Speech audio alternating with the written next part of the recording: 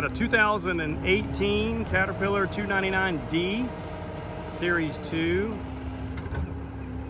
This is a high flow unit, 2-speed.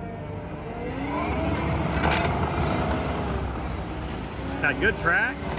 It's got 2,800 hours on it, I believe.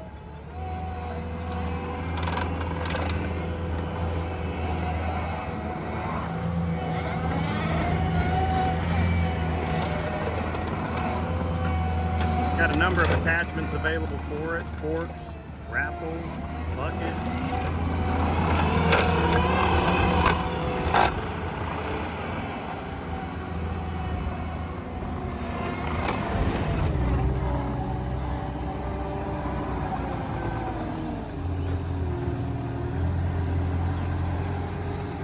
Could get a mulching head in for it if somebody needed it.